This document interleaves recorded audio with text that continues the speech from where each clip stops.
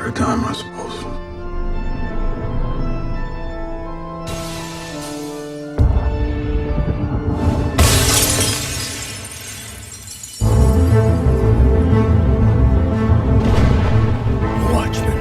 Is not what I'm doing this video about. If I have to tell you to read this book, I will burn down your house. And then tell you to read this book in a future video, probably. Okay, so what is it about? Or what is this video about?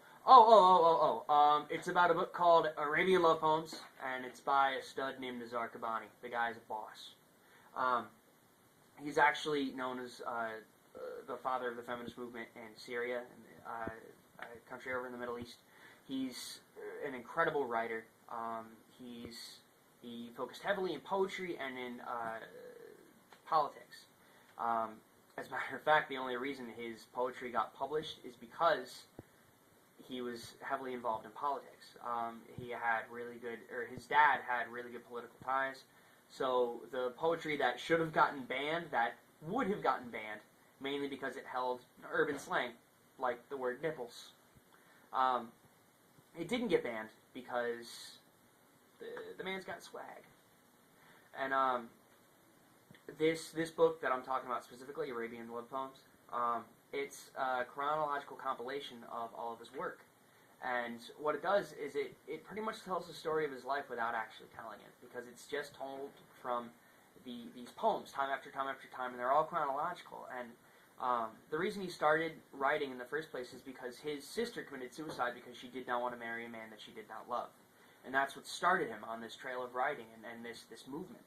And that's what triggered it all. And then through the course of his poems, he builds up, and he finally falls in love, and he gets married, and then he ends up getting divorced, because that's what you do after you get married. And then after that, you see him get all pissed off in his writing, and then he gets happy again because he meets another girl, and then she dies in an embassy bombing.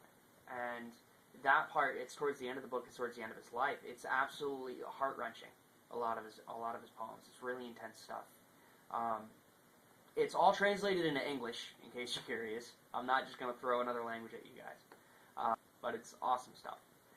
Even the English translations are pretty rock solid. They're really close to what it actually says, so no worries there.